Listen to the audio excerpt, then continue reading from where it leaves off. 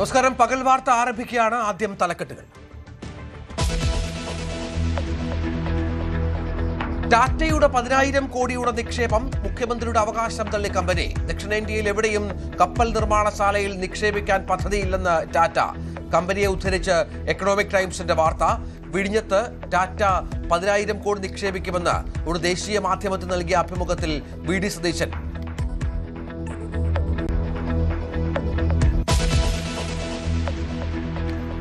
കുതിച്ചുപാഞ്ഞ് രാജ്യത്തെ ആദ്യത്തെ hydrogen train ഹരിയാനയിൽ പ്രധാനമന്ത്രി സമർപ്പിച്ചു. ഹരിയാനയിലെ ജിന്ദിനും സോനിപ്പത്തിനുമിടയിൽ സർവീസ്. ഹൈഡ്രജൻ സാങ്കേതികവിദ്യ ഉപയോഗിച്ച് ഗതാഗതമെന്ന അപൂർവ നേട്ടത്തിലേക്ക് ഇന്ത്യയും.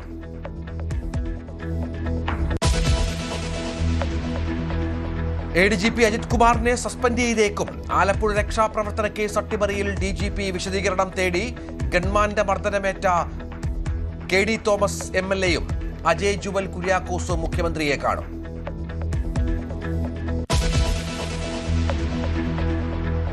പുതുപ്പള്ളിയിൽ നാളെ നടക്കുന്ന ഉമ്മൻചാണ്ടി അനുസ്മരണത്തിൽ വി ഡി സതീശന് ക്ഷണമില്ല. KC വേണുഗോപാൽ ഉദ്ഘാടകൻ. നാളെ കോട്ടയത്തുള്ള മുഖ്യമന്ത്രി സ്മൃതി മണ്ഡപത്തിൽ പുഷ്പാർച്ചന നടത്തിയേക്കും.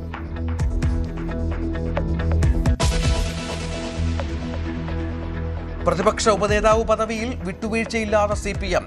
വിഷയം കഴിഞ്ഞ കാര്യം തന്നെയെന്ന് പിണറായി വിജയൻ. ബിനോയ് വിശ്വത്തിന്റെ എതിർപ്പ് ചർച്ച ചെയ്യുമെന്നും വിശദീകരണം.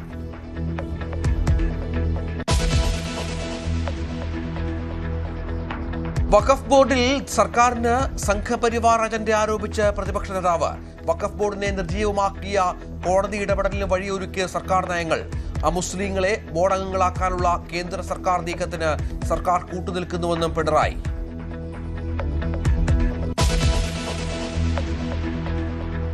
മൂന്ന് ജോഡി ആനക്കൊമ്പുകൾ മോഹൻലാൽ മറച്ചുവെച്ചെന്ന ആക്ഷേപം. സമഗ്ര അന്വേഷണം ആവശ്യപ്പെട്ട് പരാതിക്കാരനായ അഭിഭാഷകൻ എബ്രഹാം P. മീഞ്ചങ്കര. വനംവകുപ്പ് പരിശോധനയിൽ 5 ജോഡി ആനക്കൊമ്പുകൾ കണ്ടെത്തിയിരുന്നു. 2 ജോഡി മാത്രമേ ഉള്ളൂ എന്നായിരുന്നു മോഹൻലാലിന്റെ മുൻ വെളിപ്പെടുത്തൽ.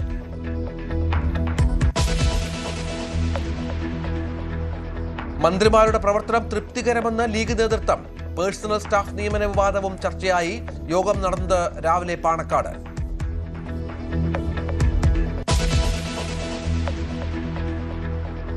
ഇന്ന് കർക്കടകം 1. ഇനി ഒരു മാസം രാമായണ പാരായണ പുണ്യം. 4 അമ്പലങ്ങളും ദർശനത്തിനൊരുങ്ങി.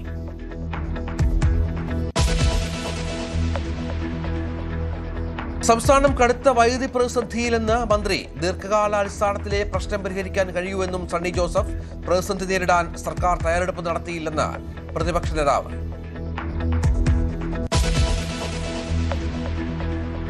നീറ്റ് പരീക്ഷാ ഫലം പ്രഖ്യാപിച്ചു. യോഗ്യത നേടി 11 ലക്ഷത്തോളം വിദ്യാർത്ഥികൾ. 58% പെൺകുട്ടികൾ.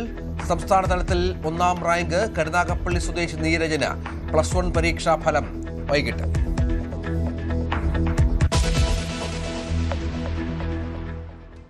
വാർത്തകളുടെ വിശദാംശങ്ങളിലേക്ക്. ടാറ്റ ഗ്രൂപ്പ് കപ്പൽ നിർമ്മാണശാലയ്ക്കായി നിക്ഷേപം നടത്തുമെന്ന മുഖ്യമന്ത്രിയുടെ പ്രസ്താവന തള്ളി ടാറ്റ ഗ്രൂപ്പ്. കേരളത്തിലെ എന്നല്ല ദക്ഷിണേന്ത്യയിൽ തന്നെ ഇത്തരമൊരു പദ്ധതി ആലോചിച്ചിട്ടില്ലെന്നാണ് ടാറ്റയിലെ മുതിർന്ന എക്സിക്യൂട്ടീവിനെ ഉദ്ധരിച്ച് എക്കണോമിക് ടൈംസിന്റെ infra.com റിപ്പോർട്ട് ചെയ്തത്. ഇതോടെ എന്തുറപ്പിലാണ് ടാറ്റ ഗ്രൂപ്പിന്റെ നിക്ഷേപത്തെക്കുറിച്ച് പറഞ്ഞതെന്നതിൽ മുഖ്യമന്ത്രി തന്നെ വ്യക്തത വരുത്തേണ്ടി വരും. കേരളത്തിൽ വമ്പൻ നിക്ഷേപത്തിനൊരുങ്ങുന്നു എന്ന വാർത്തകളെ പൂർണ്ണമായും നിഷേധിക്കുകയാണ് ടാറ്റ ഗ്രൂപ്പ്. കേരളത്തിൽ 10,000 കോടിയുടെ നിക്ഷേപം നടത്തുന്നില്ല.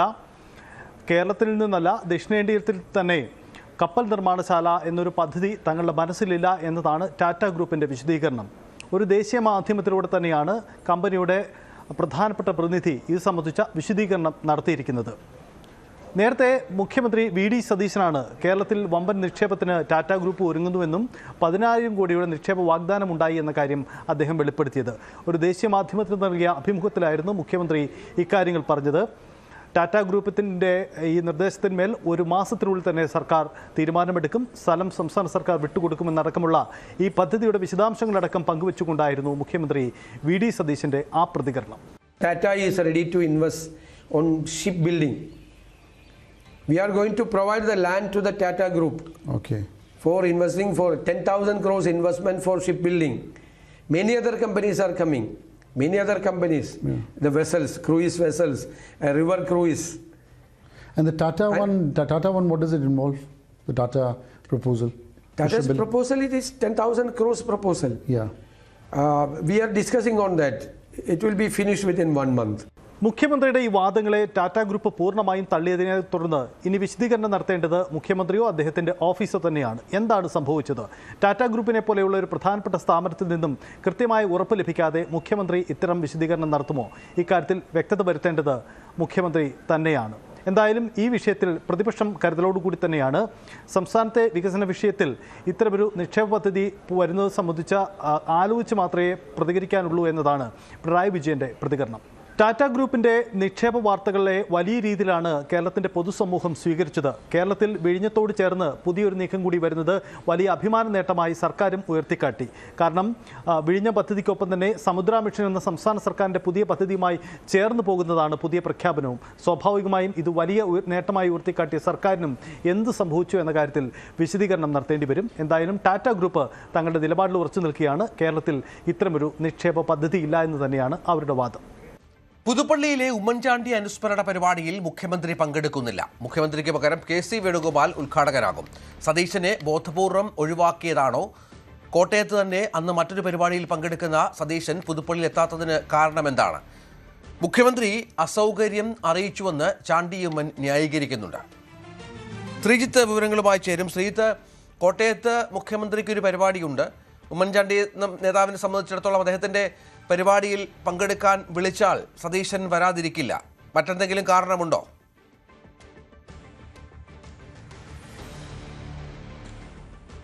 ചില രാഷ്ട്രീയങ്ങൾ ഉണ്ടോ എന്നുള്ളത് കാത്തിരുന്ന് തന്നെ കാണേണ്ടതാണ്. എന്തായാലും ചാണ്ടിയുമ്മൻ ഇന്നലെ ഇത് വിശദീകരിച്ചത് ഇത് വിവാദമാക്കേണ്ട കാര്യമില്ല എന്ന് തന്നെയാണ്. മുഖ്യമന്ത്രിയുടെ ഓഫീസിനെ ബന്ധപ്പെട്ടിരുന്നതാണ്. മുഖ്യമന്ത്രി മറ്റൊരു പരിപാടിയിൽ പങ്കെടുക്കാനായി പുതുപ്പള്ളിയിൽ എത്തും എന്നാണ് അദ്ദേഹം വ്യക്തമാക്കിയത്.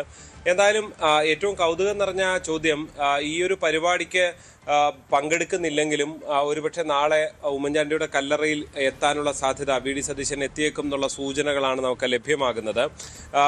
ഏതാണ്ട് 3ഓളം പരിപാടികൾ ഇതിനപ്പുറം വി.ഡി. സതീശനുണ്ട്.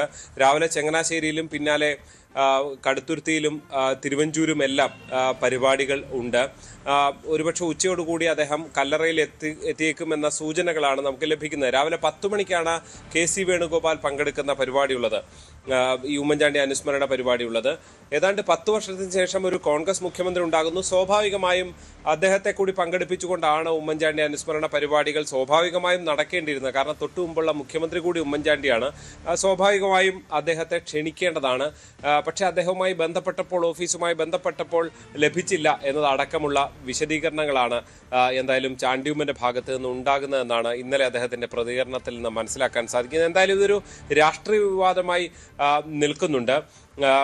ഈ ഒരു വി.ഡി. സതീശന്റെ ഒരു ഇടപെടൽ ചാണ്ടിയുമ്മന്റെ മന്ത്രിസഭാ പ്രവേശനവുമായി ബന്ധപ്പെട്ട് ഉണ്ടായിട്ടില്ല എന്നതടക്കമുള്ള വാർത്തകൾ അക്കാലത്ത് ഉണ്ടായിരുന്നതാണ്.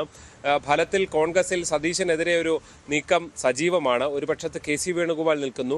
അങ്ങനെ ഒരാളെ കൊണ്ട് എ.സി.സിയുടെ ജനറൽ സെക്രട്ടറിയാണ്. എന്നിരുന്നാൽ തന്നെയും അങ്ങനെ ഒരാളെ കൊണ്ട് പരിപാടി ഉദ്ഘാടനം ചെയ്യുമ്പോൾ രാഷ്ട്രീയ വിവാദം ഒരു വശത്തുകൂടി കൊഴുക്കുക തന്നെയാണ്. രഞ്ജിത്ത്, വിവരങ്ങൾ പങ്കുവച്ചു. ലീഡർ നിയമന വിഭാഗത്തിൽ പരോക്ഷ വിമർശനവുമായി മാത്യു കുഴൽനാടൻ എം.എൽ.എ. ജനങ്ങൾ വലിയ പ്രതീക്ഷയോടെ തെരഞ്ഞെടുത്ത സർക്കാരാണിത്. ആ ഉത്തരവാദിത്തം പാലിക്കേണ്ട ബാധ്യതയുണ്ടെന്നും മാത്യു കുഴൽനാടൻ പറഞ്ഞു. എഴുതിയിൽ എണ്ണ ഒഴിക്കാനില്ലെന്നും അദ്ദേഹം ചൂണ്ടിക്കാട്ടി. ജനങ്ങൾ വലിയ പ്രതീക്ഷയോടുകൂടി അധികാരത്തിലേറ്റിയ ഒരു സർക്കാരാണ്. ജനങ്ങളുടെ പ്രതീക്ഷയ്ക്കൊത്ത് ഉയർന്ന് പ്രവർത്തിക്കാനുള്ള ഉത്തരവാദിത്തം എല്ലാവർക്കും ഉണ്ട്. അത് മാത്രം പറഞ്ഞുകൊണ്ട് കേസുവിനെതിരെ മന്ത്രി എ.പി. അനിൽകുമാർ, വിമർശനങ്ങൾക്ക് പരിധിയുണ്ട്. പരാതികളും പ്രയാസങ്ങളും നേതൃത്വത്തെ അറിയിക്കാം. നേതൃത്വം അത് ഗൗരവമായി എടുക്കും. അതിന്റെ പേരിൽ പരിധിവിട്ട വിമർശനങ്ങൾ പാടില്ലെന്നും മന്ത്രി പറഞ്ഞു. അല്ല, അത്തരം അതൃപ്തികളോ അല്ലെങ്കിൽ എന്തെങ്കിലും പ്രയാസങ്ങളുണ്ടോ അവരത് പറയാം, ലീഡർഷിപ്പിനോട് പറയാം. അപ്പോൾ ആ ലീഡർഷിപ്പിനോട് പറഞ്ഞു കഴിഞ്ഞാൽ ലീഡർഷിപ്പ് അത് ഗൗരവമായിട്ട് എടുക്കും, അതിൽ സംശയമൊന്നുമില്ല. പക്ഷേ അതിൻ്റെ പേരിൽ പരിധിവിട്ട അഭിപ്രായ പ്രകടനങ്ങൾ പാടില്ല. അത് വിമർശനങ്ങൾ എപ്പോഴും ക്രിയാത്മകമായിരിക്കണം, സതുദ്ദേശപരമായിരിക്കണം. അത്തരത്തിൽ ഉള്ള വിമർശനങ്ങളെ അതേ രീതിയിൽ തന്നെ കാണുക എന്നുള്ളതാണ് കോൺഗ്രസിൻ്റെ ഒരു സംസ്കാരം. അപ്പോൾ അതല്ലാതെ അങ്ങനെ അവരോട് യുദ്ധം ചെയ്യാനൊന്നും ആരും പോകാറില്ല. എക്കാലത്തും ഇത്തരം കാര്യങ്ങളൊക്കെ ഉണ്ടായിട്ടുണ്ട്. നിങ്ങൾക്കത് പുതുമയായിട്ട് തോന്നേണ്ട കാര്യമൊന്നുമില്ല. അപ്പോൾ വിമർശനങ്ങൾ അതിൻ്റെ പരിമിതിക്കകത്ത് നിന്നുകൊണ്ട് ചെയ്യുക, അതിനപ്പുറത്തേക്ക് പോകരുത് എന്നുള്ളതാണ് ഞങ്ങൾക്ക് സൂചിപ്പിക്കാനുള്ളത്. മുഖ്യമന്ത്രി KSU നേതാക്കളെ വൈകാതെ കാണുമെന്നാണ് പ്രതീക്ഷയെന്ന് KPCC general secretary Deepthi Mary Varghese. എന്തെങ്കിലും തിരക്കുകൊണ്ടായിരിക്കാം കഴിഞ്ഞ ദിവസം കാണാൻ കഴിയാതെ പോയത്. മുഖ്യമന്ത്രി യുവജന നേതാക്കളെ കാണാത്തതിന് കാരണം അദ്ദേഹത്തിനെ അറിയാവുമെന്നും ദീപ്തി മേരി വർഗീസ് പറഞ്ഞു. മുഖ്യമന്ത്രിയെ സംബന്ധിച്ച് മുഖ്യമന്ത്രിയും കേരള വിദ്യാർത്ഥി യൂണിയനിൽ പ്രവർത്തിച്ചിട്ടുള്ള ഒരാളാണ്. അദ്ദേഹം കേരള വിദ്യാർത്ഥി യൂണിയനെതിരായിട്ട് പറയുമെന്ന് ഞാൻ കരുതുന്നില്ല. പിന്നെ അദ്ദേഹം KSU പ്രസിഡന്റിനെ കാണാത്തതിന്റെ കാരണം അദ്ദേഹത്തിന് മാത്രമേ അറിയുള്ളൂ. അതിനെന്തെങ്കിലും ചിലപ്പോൾ അസൗകര്യങ്ങൾ ഉണ്ടായിട്ടുണ്ടാവും. വരും ദിവസങ്ങളിൽ അദ്ദേഹം കാണുമെന്ന് തന്നെയാണ് ഞാൻ പ്രതീക്ഷിക്കുന്നത്. ഞങ്ങളെപ്പോലുള്ളവരൊക്കെ പ്രതീക്ഷിക്കുന്നത് അങ്ങനെ തന്നെയാണ്. MR അജിത് കുമാറിന് DGP ആയി സ്ഥാനക്കയറ്റം ലഭിക്കുമോ, അതോ നീക്കത്തിന് സർക്കാർ ചെക്ക് വെക്കുമോ? നവകേരള യാത്രയ്ക്കിടെ യൂത്ത് കോൺഗ്രസ് നേതാക്കളെ മർദ്ദിച്ച കേസ് അട്ടിമറിച്ചുവെന്ന പരാതിയിൽ ADGP അജിത് കുമാറിനോട് ആഭ്യന്തര വകുപ്പിന് മൃദു സമീപനമെന്ന വിമർശനം കോൺഗ്രസിൽ ശക്തമാണ്. അന്ന് മർദ്ദനമേറ്റ AV തോമസ് MLAയും അജയ് ജുവൽ കുര്യാക്കോസും ഇന്ന് മുഖ്യമന്ത്രിയെ കാണുമെന്നാണ് വിവരം. കേസിൽ MR അജിത് കുമാറിനോട് DGP വിശദീകരണം തേടും. ഇതിന് പിന്നാലെ നടപടി ഉണ്ടാകുമോ എന്നാണ് ആകാംക്ഷ. ചീഫ് സെക്രട്ടറി അധ്യക്ഷതയിൽ നിർണായക യോഗം തിങ്കളാഴ്ച ചേരുമെന്നും വിവരമുണ്ട്. കിരൺ ബാബു ചേരുന്നു. കിരണ്, വളരെ പ്രധാനപ്പെട്ട ഒരു തീരുമാനമെടുക്കേണ്ട സമയമാണ്. കാരണം കോൺഗ്രസിൽ തന്നെ ഇതിനെതിരെ വലിയ വിമർശനമുണ്ട്. അജിത് കുമാറിനെ സംരക്ഷിക്കുന്നുവെന്ന തരത്തിലുള്ള വിവക്ഷയുണ്ട്. എന്താണ് മനസ്സിലാക്കേണ്ടത്? നടപടി ഉണ്ടാകുമോ? രഞ്ജിത്ത്, അജിത് കുമാറിനെതിരെ നടപടി ഉണ്ടാവും എന്നുള്ള സൂചനകളാണ് പുറത്തു വരുന്നത്. നിലവിൽ ആ റിപ്പോർട്ട് DGPയുടെ പക്കലാണ്. DGP അതിൽ ആദ്യം നൽകിയ റിപ്പോർട്ടിൽ SP ഷൗക്കത്ത് അലി നൽകിയ റിപ്പോർട്ടിൽ ചില വ്യക്തത ആവശ്യപ്പെട്ടിരുന്നു. അതിൽ വ്യക്തതയോടുകൂടിയ റിപ്പോർട്ടാണ് ഇപ്പോൾ സംർപ്പിച്ചിരിക്കുന്നതെന്നുള്ള സൂചനകൾ പുറത്തു വരുന്നു. ഇനി അത് ആഭ്യന്തര സെക്രട്ടറിക്ക് DGP കൈമാറും. ആഭ്യന്തര സെക്രട്ടറിക്ക് റിപ്പോർട്ട് കൈമാറിയ ശേഷമാവും അത് ആഭ്യന്തരമന്ത്രിയുടെ പക്കലെത്തുക. അതിനുശേഷം ഒരു നടപടിയിലേക്ക് നീങ്ങാനുള്ള സാധ്യതയാണുള്ളത്. അത് സസ്പെൻഷൻ അടക്കമുള്ള നടപടികളിലേക്ക് ADGP MR അജിത് കുമാറിന് നീങ്ങാനുള്ള സാധ്യതയുണ്ട്. അങ്ങനെ വന്നു കഴിഞ്ഞാൽ DGP തസ്തികയിലേക്ക് ഇപ്പോൾ അഗ്നിരക്ഷാ സേനയുടെ DGP ആയിരിക്കുന്ന അഗർവാൾ വിരമിക്കുകയാണ് 31-ാം തീയതി. 20-ാം തീയതി അടുത്ത ദിവസമാണ് ചീഫ് സെക്രട്ടറി നേതൃത്വത്തിൽ പുതിയ DGPക്ക് വേണ്ടിയുള്ള സമിതി യോഗം ചേരുന്നത്. ഇതിനു മുമ്പ് തന്നെ നടപടി ഉണ്ടാകും എന്നുള്ള സൂചനയാണ് ലഭിച്ചിരിക്കുന്നത്. ഇതോടൊപ്പം തന്നെ രാഷ്ട്രീയമായി തന്നെ സൂചിപ്പിച്ചതുപോലെ കോൺഗ്രസിനുള്ളിൽ വലിയ വിവാദമായിരിക്കുകയാണ്. മുൻ മുഖ്യമന്ത്രി പിണറായി വിജയന്റെ സുരക്ഷാ ജീവനക്കാർ അന്ന് പ്രതിഷേധിച്ച യൂത്ത് കോൺഗ്രസ് നേതാവ് AD തോമസിനെയും അജിത് ജുവൽ കുര്യാക്കോസിനെയും അടക്കം മർദ്ദിച്ചിരുന്നു. ഈ മർദ്ദനത്തിൽ അന്വേഷിച്ച ആ കേസ് അന്നത്തെ ADGP ആയിരുന്ന അജിത് കുമാർ അട്ടിമറിച്ചു എന്നാണ് കേസ്. ആ അട്ടിമറിയാണ് ഇപ്പോൾ അന്വേഷിച്ചുകൊണ്ടിരിക്കുന്നത്. അത് ഷൗക്കത്ത് അലിയുടെ നേതൃത്വത്തിൽ SP ഷൗക്കത്ത് അലിയുടെ നേതൃത്വത്തിലുള്ള ഒരു സംഘമാണ് അന്വേഷണം നടത്തിയത്. അന്വേഷണം നീണ്ടുപോയതിനെ തുടർന്ന് കോൺഗ്രസിനിടയിൽ ചില ആക്ഷേപങ്ങൾ, രാഷ്ട്രീയമായ ആരോപണങ്ങളും ആക്ഷേപങ്ങളും ഉയർന്നിരുന്നു. ആഭ്യന്തര വകുപ്പ് അജിത് കുമാറിനെ സംരക്ഷിക്കുന്ന തരത്തിലേക്കുള്ള ആരോപണങ്ങളാണ് ഉയർന്നത്. ഇതിനെ തുടർന്നാണ് ആദ്യം നൽകിയ റിപ്പോർട്ട് DGP തിരിച്ചയച്ച് കൂടുതൽ വ്യക്തത ആവശ്യപ്പെട്ടത്. ആദ്യം നൽകിയ റിപ്പോർട്ടിൽ എങ്ങനെയാണ് അന്നത്തെ ADGP ആയിരുന്ന അജിത് കുമാറിന്റെ ഓഫീസിൽ നിന്ന് ഇത് അട്ടിമറിച്ചത് എന്നതിൻ്റെ കൂടുതൽ വിശദാംശങ്ങൾ ഉണ്ടായിരുന്നില്ല. ഈ വിശദാംശങ്ങളടക്കം നൽകിയില്ലെങ്കിൽ കോടതിയിൽ റിപ്പോർട്ട് തള്ളിപ്പോകാനുള്ള സാധ്യത ചൂണ്ടിക്കാട്ടിയാണ് അത് തിരിച്ചയച്ചത്. അതിനുശേഷം അതുകൂടി രണ്ട് ഗ്രേഡ് എസ് ഐമാരാണ് അന്ന് ഈ യോഗത്തിൽ ഈ റിപ്പോർട്ട് തിരുത്താൻ വേണ്ടി നിർദ്ദേശം നൽകിയത്. അത് ADGP അജിത് കുമാറിൻ്റെ നിർദ്ദേശപ്രകാരമായിരുന്നു ഈ റിപ്പോർട്ട് തിരുത്താനുള്ള നിർദ്ദേശം നൽകിയത്. ഇവിടെയാണ് കേസിൻ്റെ അട്ടിമറി കാണിച്ചിരിക്കുന്നത്. ഈ അട്ടിമറി സൂചിപ്പിക്കുന്ന വ്യക്തമായ തെളിവുകളടക്കമുള്ള റിപ്പോർട്ടാണ് ഇപ്പോൾ സമർപ്പിച്ചിരിക്കുന്നതെന്നാണ് പുറത്തു വരുന്ന വിവരങ്ങൾ. എന്തായാലും ഇന്നും നാളെയുമായി തന്നെ ഈ റിപ്പോർട്ടിന്മേലുള്ള നടപടിയിലേക്ക് സർക്കാർ നീങ്ങുന്നു എന്നത് തന്നെയാണ് ഏറ്റവും പ്രധാനം. കഴിഞ്ഞ ദിവസം വാർത്താ സമ്മേളനം നടത്തിയ മുഖ്യമന്ത്രി VD സതീശനോട് ഈ ചോദ്യം ഉന്നയിച്ചിരുന്നു. അപ്പോൾ ഉചിതമായ തീരുമാനം ഉണ്ടാവും, തീരുമാനം വരുമ്പോൾ അത് നിങ്ങൾ അറിഞ്ഞാൽ മതി എന്ന് മാധ്യമപ്രവർത്തകരോട് പറഞ്ഞിരുന്നു. അതിനെതിരെ ഉയർന്ന ആക്ഷേപങ്ങളൊക്കെയും അദ്ദേഹം തള്ളിക്കളയുകയും ചെയ്തിരുന്നു. ഉചിതമായ തീരുമാനം എന്തായാലും ഉടനുണ്ടാവും. ഇപ്പോൾ ആഭ്യന്തരമന്ത്രിക്ക് എങ്ങനെയാണ് DGPയുടെ പക്കലുള്ള റിപ്പോർട്ടിനെ കുറിച്ച് അറിയാൻ കഴിയുക? അത്തരം ഇടപെടൽ ഒരിക്കലും ആഭ്യന്തരമന്ത്രി നടത്തില്ല. അത് ആഭ്യന്തരമന്ത്രിയുടെ പക്കൽ റിപ്പോർട്ട് വന്നു കഴിഞ്ഞാൽ അത്തരത്തിലേക്കുള്ള നടപടികളിലേക്ക് നീങ്ങും എന്ന് തന്നെയാണ് അദ്ദേഹം പറഞ്ഞത്. അദ്ദേഹത്തിന്റെ വാക്കുകളിൽ നിന്ന് അത്തരത്തിലൊരു നടപടി ADGP അജിത് കുമാറിനെതിരെ ഉണ്ടാവും എന്നത് വ്യക്തമായിരുന്നു. കാരണം കിരൺ ബാബു വിവരങ്ങൾ പങ്കുവച്ചു. പോലീസ് സ്റ്റേഷനുകളുടെ ചുമതല SIമാർക്ക് കൈമാറുന്ന നടപടിയിൽ അശാസ്ത്രീയതയെന്ന ആരോപണം ഉയരുന്നു. തലസ്ഥാനത്തെ സ്റ്റേഷൻ തെരഞ്ഞെടുപ്പിലാണ് സേനയ്ക്കുള്ളിൽ വിമർശനം. VVIP സന്ദർശനം ഉൾപ്പെടെ പതിവായി നടക്കുന്ന മേഖലയിലാണ് സ്റ്റേഷൻ ചുമതല SIക്ക് കൈമാറാനുള്ള തീരുമാനം. രാജ്യാന്തര വിമാനത്താവളവും ഡൊമസ്റ്റിക് ടെർമിനലും ഉൾപ്പെടുന്ന വലിയതുറ സ്റ്റേഷന്റെ ചുമതല SIക്ക് നൽകും. ഓഗസ്റ്റ് 15 മുതലാണ് പുതിയ പരിഷ്കാരം.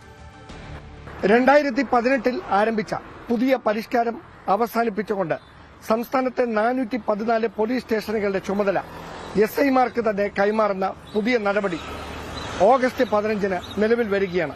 പക്ഷേ സംസ്ഥാനത്തെ 14 ജില്ലകളിലെ 64 നഗര കേന്ദ്രീകൃതവും അതോടൊപ്പം കുറ്റകൃത്യങ്ങൾ കൂടിയതുമായ പോലീസ് സ്റ്റേഷനുകളുടെ ചുമതല CIമാർ തന്നെ തുടരും എന്നതാണ് നിലവിലെ സാഹചര്യം.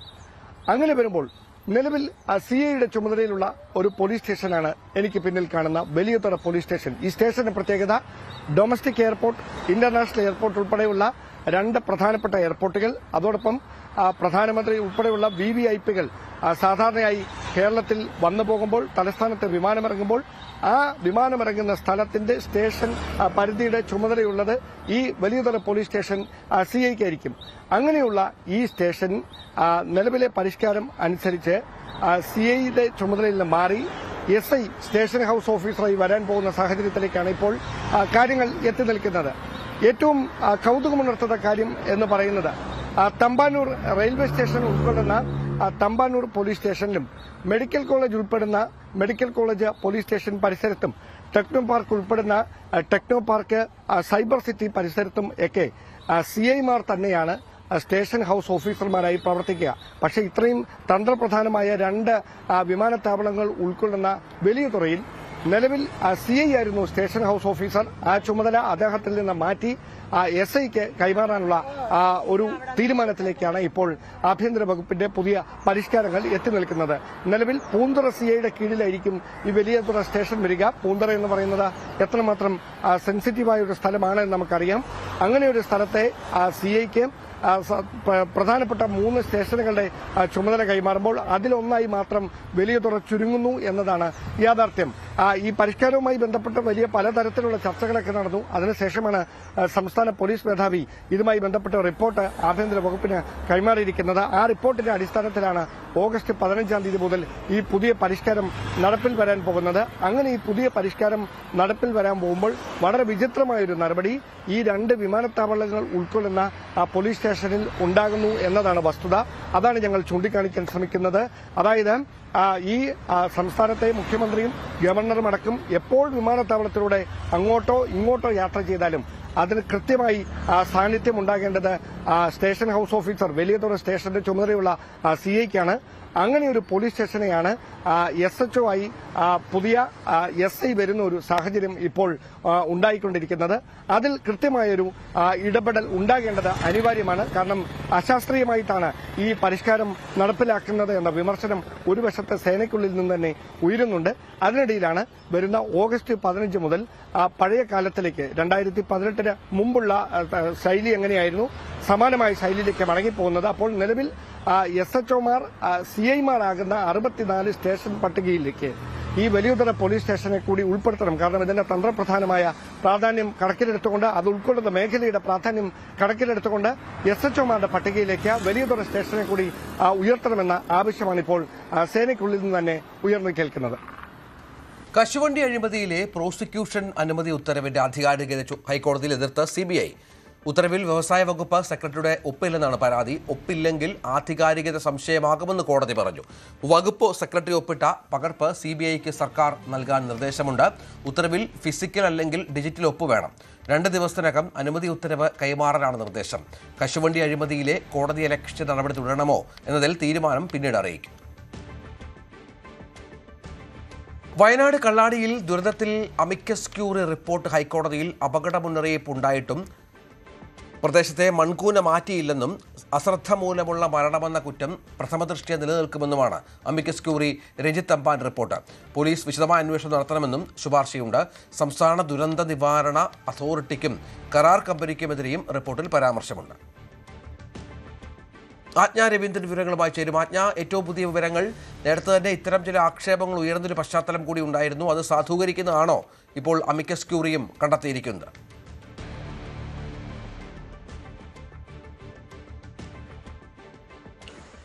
രഞ്ജിത്ത്, അമിക്കസ് ക്യൂറിയുടെ റിപ്പോർട്ട് നിർണായകമാകുന്ന തരത്തിലാണ് റിപ്പോർട്ട് ഹൈക്കോടതി സമർപ്പിച്ചിരിക്കുന്നത്. അങ്ങനെയാണ് എന്തായാലും ഉദ്യോഗസ്ഥരെയും കരാർ കമ്പനിയെയും അതുമാത്രമല്ല ദുരന്ത നിവാരണ അതോറിറ്റിയെയും നിശിതമായി വിമർശിക്കുന്ന റിപ്പോർട്ട് തന്നെയാണ് അമിക്കസ് ക്യൂറി മുന്നോട്ട് വെച്ചിരിക്കുന്നത്. ദുരന്ത നിവാരണ അതോറിറ്റി ഇതിൽ കൃത്യമായ വീഴ്ച വരുത്തിയെന്ന് തന്നെയാണ്. അതായത് പരിസ്ഥിതി അനുമതി ഉണ്ട് എന്ന കാരണം പറഞ്ഞ് ഇതിലെ ഫയൽ മടക്കുകയായിരുന്നു. പരിസ്ഥിതി ലോല പ്രദേശങ്ങളിൽ നിർമ്മാണങ്ങൾ നടത്തുമ്പോൾ അതിന്റെ കൂടെ നിന്ന് ദുരന്ത നിവാരണ അതോറിറ്റി അതിന്റെ പുരോഗതി പരിശോധിക്കേണ്ടതാണ്, പുരോഗതി വിലയിരുത്തേണ്ടതാണ് എന്നാണ് കോടതിയുടെ നിർദ്ദേശം.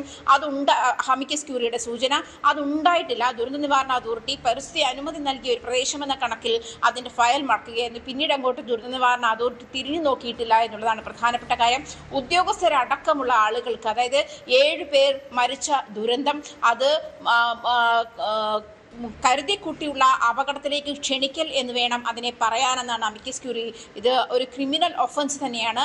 അതായത് ഉത്തരവാദിത്തമില്ലാത്തത് ക്രിമിനൽ ഒഫൻസ് കണക്കാക്കപ്പെടേണ്ട അശ്രദ്ധ മൂലം നിശ്ചിതമായി വിമർശിച്ചിരിക്കുകയാണ് അമിക്കസ് ക്യൂറി. ഇതുമായി ബന്ധപ്പെട്ട് ഉദ്യോഗസ്ഥരെതിരെയും വൻ വീഴ്ചയാണ് ഉദ്യോഗസ്ഥരുടെ ഭാഗത്തു നിന്നുണ്ടായതെന്ന് അമിക്കസ് ക്യൂറി രേഖപ്പെടുത്തിയിട്ടുണ്ട്. അത് മാത്രമല്ല, കരാർ കമ്പനി ദിലീപ് ബിൽക്കോൺ എന്ന് പറയുന്ന കമ്പനി നേരത്തെ തന്നെ ആന്ധ്രാപ്രദേശിൽ ഒരു ഫ്ലൈ ഓവർ പണിതപ്പോൾ ആ ഫ്ലൈ ഓവർ ഇടിഞ്ഞു വീണ് 2 പേർ മരിക്കുന്ന സാഹചര്യമുണ്ടായി. എന്തുകൊണ്ടാണ് കരാർ കമ്പനിയുടെ മുൻ സാഹചര്യങ്ങൾ പരിശോധിക്കാതിരുന്നത് എന്ന് അമിക്കസ് ക്യൂറി ചോദിക്കുന്ന സാഹചര്യമുണ്ട്. എന്തായാലും പ്രധാനപ്പെട്ട ഈ 3 കാര്യങ്ങളാണ് അമിക്കസ് ക്യൂറി കോടതിയുടെ ശ്രദ്ധയിൽപ്പെടുത്തിയിരിക്കുന്ന. ഒന്ന്, ഉദ്യോഗസ്ഥ വീഴ്ച, ഉദ്യോഗസ്ഥരുടെ ഭാഗത്തുനിന്നും അശ്രദ്ധയുണ്ടായി. അതായത് മൺകൂന മാറ്റാൻ പറഞ്ഞിട്ടും മാറ്റിയില്ല എന്നുള്ള ഭാഗമാണ് ഉദ്യോഗസ്ഥർ പറയുന്നത്. പക്ഷെ അത് മാറ്റാൻ സമ്മർദ്ദം ചെലുത്തേണ്ട ഉദ്യോഗസ്ഥരുടെ ഉത്തരവാദിത്തമായിരുന്നു, അതുണ്ടായില്ല. അതേസമയം കരാർ കമ്പനിക്കാരനോട് നിരന്തരം ഇത്തരം ദുരന്തം ഉണ്ടാകുന്ന സാഹചര്യങ്ങൾ മുൻകൂട്ടി കണ്ട് തന്നെ കരാർ കമ്പനിയോട് നേരത്തെ തന്നെ ഇത് മുൻകൂട്ടി ഈ മൺകൂനകൾ മാറ്റണമെന്ന് നിർദ്ദേശം നൽകിയിട്ടും അവരനുസരിച്ചില്ല. കരാർ കമ്പനിയുടെ ഹിസ്റ്ററി കൂടി പരിശോധിച്ച് വേണമായിരുന്നു ഇത്തരം വലിയ കരാറുകൾ, അത് പ്രത്യേകിച്ചും പരിസ്ഥിതി ലോല പ്രദേശങ്ങളിലുള്ള കരാറുകൾ ഏൽപ്പിക്കാനെന്നും അമിക്കസ് ക്യൂറി ചൂണ്ടിക്കാട്ടുന്ന സാഹചര്യമുണ്ട്. അത് മാത്രമല്ല, ദുരന്ത നിവാരണ അതോറിറ്റിയും ഈ കാര്യത്തിൽ വലിയ വീഴ്ചയാണ്. എന്തായാലും ഉദ്യോഗസ്ഥർക്കെതിരെയും കരാർ കമ്പനിക്കെതിരെയും നടപടിയെടുക്കാനാണ് അമിക്കസ് ക്യൂറി ശുപാർശ ചെയ്യുന്നത്. അത് കോടതി ഏത് തരത്തിൽ ഇതിനെ സമീപിക്കുന്നു എന്നനുസരിച്ചായിരിക്കും തുടർ നടപടികൾ ഉണ്ടാകുക. എന്തായാലും ഭാവിയിൽ ദുരന്ത നിവാരണ അതോറിറ്റി ഏതൊക്കെ സാഹചര്യങ്ങളിലാണ് ഇത്തരം കൺസ്ട്രക്ഷനുമായി ബന്ധപ്പെട്ടും ഇത്തരം പുതിയ പരിസ്ഥിതി ലോല പ്രദേശങ്ങളിലെ നിർമ്മാണങ്ങളുമായി ബന്ധപ്പെട്ടും ഏതൊക്കെ തരത്തിൽ ഇടപെടണം എന്നുള്ള ഒരു കാര്യത്തിൽ കൂടി വ്യക്തതയുണ്ടാകും ഒരുപക്ഷെ ഈ റിപ്പോർട്ട് കാരണമെന്നാണ് മനസ്സിലാക്കാൻ കഴിയുന്നത്. എന്തായാലും ഇതിൽ കോടതി എങ്ങനെയാണ് ഇടപെടുന്നത് എന്നുള്ളതിന് ശേഷം മാത്രമേ വളരെ വ്യക്തത വരികയുള്ളൂ. അമിക്കസ് ക്യൂറി റിപ്പോർട്ടിന്മേൽ എന്ത് നടപടി ഉണ്ടാകുന്നു എന്നുള്ളത്. എന്നിരുന്നാലും ഗുരുതര വീഴ്ചയാണ് ഉദ്യോഗസ്ഥർക്കും കരാർ കമ്പനിക്കും ദുരന്ത നിവാരണ അതോറിറ്റിക്കുമെതിരെ അമിക്കസ് ക്യൂറി രഞ്ജിത്ത് തമ്പാൻ രേഖപ്പെടുത്തിയിരിക്കുന്നത്. ശരി, UDF കാലത്ത് മാത്രമാണ് പവർ കട്ട് ഉണ്ടാകുന്നത് എന്നത് രാഷ്ട്രീയ ആരോപണമെന്ന് വൈദ്യുതി മന്ത്രി സണ്ണി ജോസഫ്. ഏപ്രിൽ മാസത്തിൽ അടക്കം പവർ കട്ട് ഉണ്ടായി. വൈദ്യുതി ഉപഭോഗത്തിൽ സംസ്ഥാനം വലിയ പ്രതിസന്ധി നേരിടുന്നുണ്ട്. ദീർഘകാലാടിസ്ഥാനത്തിൽ മാത്രമേ പ്രശ്നം പരിഹരിക്കാൻ കഴിയൂ. ഫുട്ബോൾ ലോകകപ്പ് ഫൈനൽ മത്സരം നടക്കുന്ന ഞായറാഴ്ച രാത്രി അധിക വൈദ്യുതി വാങ്ങുമെന്നും സണ്ണി ജോസഫ് അറിയിച്ചു. അത് തെറ്റായ പ്രചരണമാണ്. നിങ്ങൾ ഏപ്രിൽ മാസം നോക്ക്, ആരുടെ കാലമോ? ഏപ്രിൽ മാസം 22 മുതൽ 27 വരെ വൈദ്യുതി കട്ടുണ്ടായിരുന്നു. ഈ ഗവൺമെൻറ് അധികാരത്തിൽ വരുന്നതിന് മെയ് 11, 18 വന്നേ, മെയ് 10, 11 തീയതികളിൽ പവർ കട്ടുണ്ടായിരുന്നു. AK ബാലൻ തന്നെ എന്നോട് ഈ ആഹ്വാനം നടത്താൻ പറഞ്ഞത് അദ്ദേഹം നടത്തിയ ആഹ്വാനത്തിന്റെ ഫലം കണ്ടിട്ടാണെങ്കിൽ അതിൻ്റെ തന്നെ അപ്പോൾ ഉണ്ടായിരുന്നു. 1000-ന്റെ അധിക ഉപയോഗം ഈ ഒരു വർഷം വന്നു. എന്നാൽ ഉൽപ്പാദനം കൂടിയില്ല, ഉൽപ്പാദനം കുറഞ്ഞു. ഉപഭോഗം കൂടി, ഉൽപ്പാദനം കുറഞ്ഞു. അവിടെയാണ് ഉപഭോഗം എന്തായാലും എത്ര പറഞ്ഞാലും കുറയ്ക്കാൻ കഴിയില്ല. കാരണം കൂടുതൽ സ്ഥാപനങ്ങൾ വരും, കൂടുതൽ വീടുകൾ വരും, കൂടുതൽ ആവശ്യങ്ങൾ വരും, കൂടുതൽ ചൂട് വരും. ഉപഭോഗം സ്വാഭാവികമായിട്ടും കൂടും. പക്ഷേ ആ ഉൽപ്പാദനം കൂട്ടാനുള്ള എല്ലാ നടപടികളുമാണ് നമ്മൾ തീവ്രയത്നമാണ്. ഓരോ ദിവസം വാങ്ങുകയാണ്. നമ്മളിങ്ങനെ ഓഫർ കൊടുത്തിരിക്കുകയാണ്, ടെൻഡർ വിളിച്ചിരിക്കുകയാണ്. ചിലപ്പോൾ അവർ പുറകോട്ട് പോകും, നമുക്ക് തരാമെന്ന് പറഞ്ഞാൽ തരില്ല, കൂടുതൽ വിലയ്ക്ക് വിൽക്കും. അപ്പോൾ നമുക്ക് കിട്ടുന്നതനുസരിച്ച് ചിലപ്പം കൂടുതലായിട്ട് ഷെഡ്യൂൾ ചെയ്യേണ്ടി വരും മാനേജ് ചെയ്യാൻ. ഇപ്പം ഞായറാഴ്ചത്തേക്ക് ഫുട്ബോളിന് വേണ്ടി നമ്മൾ അധിക വിലയ്ക്ക് വാങ്ങുക. പകൽ നമുക്ക് വാങ്ങേണ്ട ആവശ്യമില്ല. പകൽ 1 പൈസയ്ക്ക് കിട്ടുന്ന സാധനം നമ്മൾ 10 രൂപയ്ക്ക് വാങ്ങുകയാണ് ആവശ്യമില്ലാതെ. കാരണം എന്താ, രാത്രി 10 രൂപയ്ക്കെങ്കിലും കിട്ടാൻ വേണ്ടി നമ്മൾ വാങ്ങുകയാണ്. സംസ്ഥാനത്തെ വൈദ്യുതി പ്രതിസന്ധി നേരിടാൻ സർക്കാർ തയ്യാറെടുപ്പ് നടത്തിയിട്ടില്ലെന്ന് പ്രതിപക്ഷ നേതാവ് പിണറായി വിജയൻ. പൂർണ്ണമായി കെടുകാര്യസ്ഥതയാണ്. കഴിഞ്ഞ ദിവസം വൈദ്യുതി ഇല്ലാതെ 1.25 മണിക്കൂർ കഴിയേണ്ടി വന്നു. ഓണപ്പരീക്ഷയുടെ കാലമാണ്, മുൻകൂട്ടി അറിയിക്കാതെയാണ് വൈദ്യുതി നിയന്ത്രണം എന്നും പിണറായി വിജയൻ കുറ്റപ്പെടുത്തി. എന്നാൽ വൈദ്യുതിയുടെ കാര്യത്തിൽ സാങ്കേതികമായ ചില പ്രശ്നങ്ങൾ ചിലപ്പോൾ ഉണ്ടായേക്കാം, ഏത് ഗവൺമെൻറ് അധികാരത്തിലുണ്ടായാലും. അത്തരം ഘട്ടങ്ങളിലെല്ലാം എവിടെയാണോ പ്രശ്നങ്ങൾ ഉണ്ടാകാൻ സാധ്യതയുള്ളത് അവിടെയുള്ള ഉപയോക്താക്കളെ മുൻകൂട്ടി അറിയിക്കുന്ന നിലപാട് സ്വീകരിക്കും. 1.25 മണിക്കൂർ വൈദ്യുതി ഇല്ലാതെ കഴിയേണ്ടി വന്നവനാണ് ഞാൻ. എൻ്റെ വീട്ടിൽ 1.25 മണിക്കൂറാണ് വൈദ്യുതി ഇല്ലാതായത്. ഇത് എനിക്ക് മാത്രമല്ല, ഒരുപാട് ആളുകൾക്ക് സംഭവിക്കുകയാണ്. ഇവിടെ കാണേണ്ട ഒരു വസ്തുത, ഓണപ്പരീക്ഷയുടെ തയ്യാറെടുപ്പ് നടന്നുകൊണ്ടിരിക്കുകയാണ്. ആ ഘട്ടത്തിൽ കുട്ടികൾക്ക് വലിയ പ്രയാസം ഉണ്ടാക്കുന്നു. ഈ വൈദ്യുതി കട്ട് പലതരത്തിലുള്ള പ്രശ്നങ്ങൾ ഉണ്ടാക്കുമെന്ന് അറിയാത്തതല്ല സർക്കാരിന്. ഇതുമായി ബന്ധപ്പെട്ട നടപടികൾ മുൻകൂറായി സ്വീകരിച്ചില്ല എന്നതാണ് വന്നിട്ടുള്ള ഏറ്റവും വലിയ ദൗർബല്യം. ചീമേനി ആണവ നിലയത്തിനെതിരെ പ്രതിപക്ഷം. ആണവ നിലയം കേരളത്തിൽ അത്ര എളുപ്പമുള്ള കാര്യമല്ലെന്നും അതിശക്തമായ എതിർപ്പുണ്ടാകുമെന്നും പിണറായി വിജയൻ പറഞ്ഞു. UDF സർക്കാരിൽ മന്ത്രിമാരുടെ പ്രവർത്തനം തൃപ്തികരമെന്ന് ലീഗ് യോഗത്തിൽ വിലയിരുത്തൽ. പേഴ്സണൽ സ്റ്റാഫ് നിയമന വിവാദവും പാണക്കാട് ചേർന്ന യോഗത്തിൽ ചർച്ചയായി. എന്താ സംശയവും? അത് മാത്രമല്ല, തുടങ്ങിയിട്ടല്ലേ ഉള്ളൂ. ഇത് പ്രവർത്തിക്കാനുള്ള അവസരം കൊടുക്കണ്ടേ? ഇതുവരെ പോയ പോലെ തന്നെ പോകും, ഒരു പ്രശ്നമില്ല. സംഘടനാ സംവിധാനം തന്നെയാണ് മുസ്ലിം ലീഗിലുള്ളത്. കാഫിർ സ്ക്രീൻഷോട്ട് കേസിൽ SITക്ക് തിരിച്ചടി. ജിതിൻ ഭാസ്കറിന്റെ ജാമ്യം റദ്ദാക്കണമെന്ന ഹർജി തള്ളി. വടകര JFCM കോടതിയാണ് ഹർജി തള്ളിയത്.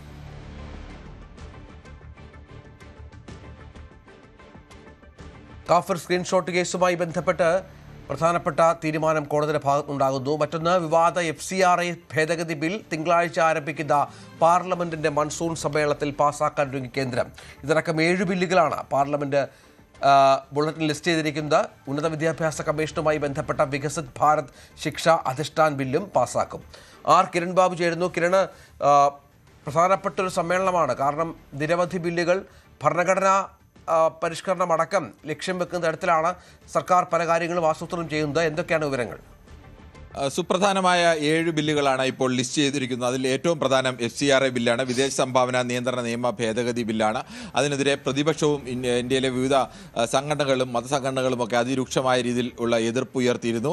പ്രത്യേകിച്ച് CBCI അടക്കമുള്ള സംഘടനകളൊക്കെ എതിർപ്പ് ഉയർത്തുകയും കേന്ദ്ര ആഭ്യന്തരമന്ത്രി അമിത്ഷായെ നേരിൽ കണ്ട് എതിർപ്പ് അറിയിക്കുകയും ഒക്കെ ചെയ്തിരുന്നു. കഴിഞ്ഞ പാർലമെന്റ് സെഷനിൽ ബജറ്റ് സമ്മേളനത്തിലാണ് ഇത് അവതരിപ്പിച്ചത്. അന്ന് പ്രതിപക്ഷ നിരയിൽ നിന്നുണ്ടായ കടുത്ത എതിർപ്പിനെ തുടർന്ന് ഈ ബില്ല് മാറ്റിവെച്ചിരുന്നു. പക്ഷേ അന്ന് തന്നെ പാർലമെന്ററി കാര്യമന്ത്രി കിരൺ റിജിജു പറഞ്ഞിരുന്നത് വീണ്ടും ഈ ബില്ല് ഈ മട്ടിൽ തന്നെ കൊണ്ടുവരും, അങ്ങനെ പാസ്സാക്കുമെന്നാണ്. അത് ഈ സമ്മേളനത്തിൽ പാസ്സാക്കുമെന്നാണ് സർക്കാരിൻ്റെ തീരുമാനമെന്ന് തോന്നുന്നു. സ്വാഭാവികമായും അത്തരമൊരു ബില്ല് വരുമ്പോൾ അതിശക്തമായ എതിർപ്പ് പ്രതിപക്ഷ സംഘടനകളിൽ നിന്നും വിവിധ മതസംഘടനകളിൽ നിന്നുമെല്ലാം ഉയരാനുള്ള സാധ്യതയുണ്ട്. മറ്റ് ചില പ്രധാനപ്പെട്ട ബില്ലുകൾ കൂടി ഈ സഭയിലേക്ക് കൊണ്ടുവരുന്നുണ്ട്. നേരത്തെ സുപ്രീം കോടതി ജഡ്ജിമാരുടെ എണ്ണം വർദ്ധിപ്പിച്ചിരുന്നു. അത് ഓർഡിനൻസ് ആയിട്ടാണ് കൊണ്ടുവന്നത്. അത് ബില്ലാക്കി കൊണ്ടുവരുന്നുണ്ട്. അതോടൊപ്പം തന്നെ മറ്റ് പ്രധാനപ്പെട്ട ബില്ല് ഉന്നത വിദ്യാഭ്യാസ കമ്മീഷനുമായി ബന്ധപ്പെട്ട ബില്ലാണ്. വികസിത് ഭാരത് ശിക്ഷ അധിഷ്ഠാൻ ബില്ലും ഇക്കുറി പാസ്സാക്കാൻ തന്നെയാണ് സർക്കാരിൻ്റെ നീക്കം. ദേശീയ ഗീതമായ വന്ദേ മാതരത്തെ ഏതെങ്കിലും തരത്തിൽ അപമാനിച്ചാൽ അതിന് ശിക്ഷ ഏർപ്പെടുത്തുന്ന ഒരു നിയമ ഭേദഗതിക്ക് കൂടി ഭേദഗതി നിർദ്ദേശിക്കുന്ന ഒരു ബില്ല് കൂടി ഇതിന് പരിധിയിൽ വരുന്നുണ്ട്. അതോടൊപ്പം തന്നെ വിദേശ ഓഹരി നിക്ഷേപകർ സർക്കാർ കടപ്പത്രങ്ങൾ നടത്തുന്ന നിക്ഷേപങ്ങൾക്ക് ബാധകമായ ദീർഘകാല മൂലധന ലാഭ നികുതി long time capital gain tax അതിനും ഉള്ള ബില്ലും ഈ ഇതിൽ വരുന്നുണ്ട്. ഇതോടൊപ്പമുള്ള മറ്റ് ജനന മരണ രജിസ്ട്രേഷൻ ഭേദഗതി ബില്ല്, MSME ഭേദഗതി ബിൽ തുടങ്ങിയവയും ഈ സമ്മേളനത്തിൽ അവതരിപ്പിക്കാൻ തന്നെയാണ് സാധ്യതയുള്ളത്.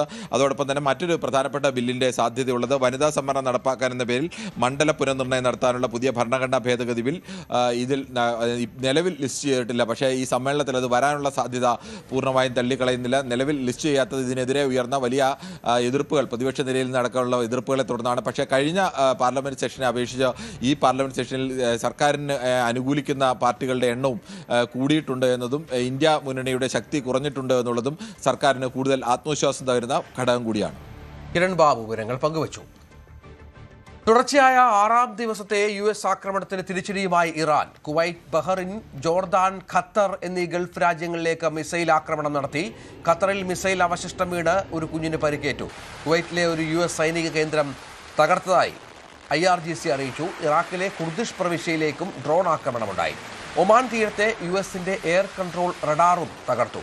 ഇന്ന് US ഇറാനിൽ നടത്തിയ ആക്രമണത്തിൽ ബന്ദർ അബ്ബാസ് നഗരത്തിലെ പവർ പ്ലാന്റുകളും റെയിൽവേ സ്റ്റേഷനുകളും പാലങ്ങളും തകർന്നു.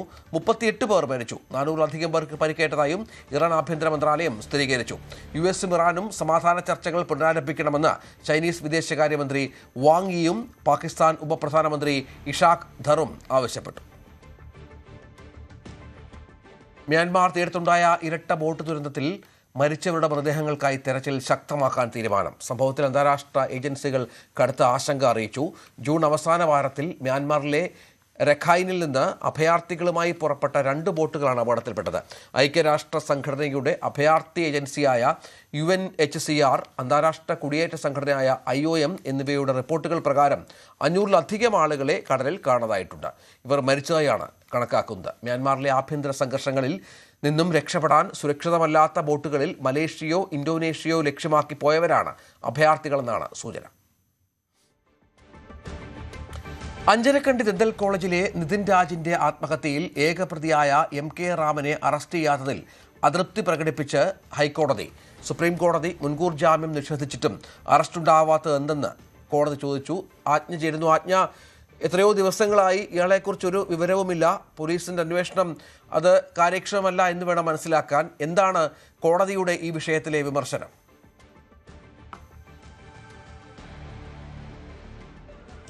രഞ്ജിത്ത്, മറ്റൊരു കേസ് പരിഗണിക്കുമ്പോഴാണ് കോടതി ജസ്റ്റിസ് A. ബദറുദ്ദീന്റെ ബെഞ്ചാണ് ഈ കാര്യം ചൂണ്ടിക്കാട്ടിയത്.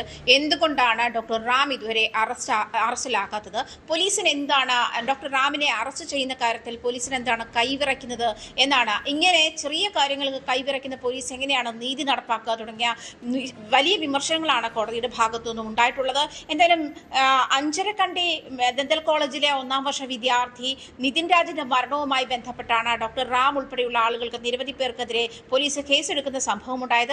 ആദ്യഘട്ടത്തിൽ അസ്വാഭാവിക മരണത്തിനായിരുന്നു കേസെടുത്തിരുന്നതെങ്കിൽ തുടർന്ന് ബന്ധുക്കളുടെയും കുടുംബത്തിന്റെയും പരാതിയെ തുടർന്ന് അത് പിന്നീട് ആത്മഹത്യാ പ്രേരണ കുറ്റത്തിലേക്ക് നീങ്ങുകയും ആ കോളേജിലെ ചെയർമാനും പ്രിൻസിപ്പലും കൂടിയായ ഡോക്ടർ റാമിനെതിരെയും മറ്റു നിരവധി പേർക്കെതിരെയും ഇതുമായി ബന്ധപ്പെട്ട കേസെടുക്കുകയും ചെയ്തു. ഇതേ തുടർന്നാണ് മുൻകൂർ ജാമ്യം തേടി റാം തലശ്ശേരി സെഷൻസ് കോടതിയിലും അതുപോലെ തലശ്ശേരി സെഷൻസ് കോടതി മുൻകൂർ ജാമ്യം നിഷേധിച്ചതിനെ ഹൈക്കോടതിയിലും തുടർന്ന് സുപ്രീം കോടതിയിലും മുൻകൂർ ജാമ്യവുമായി സമീപിച്ചത്. പക്ഷേ 3 കോടതികളും മുൻകൂർ ജാമ്യം നിഷേധിച്ച സാഹചര്യത്തിൽ എന്തുകൊണ്ടാണ് ഇത്തരത്തിൽ പോലീസിന് ഈ കാര്യത്തിൽ ഇത്ര വലിയ വീഴ്ച ഉണ്ടാകുന്നത്, ഇത്ര വലിയ അനാസ്ഥ ഉണ്ടാകുന്നത്?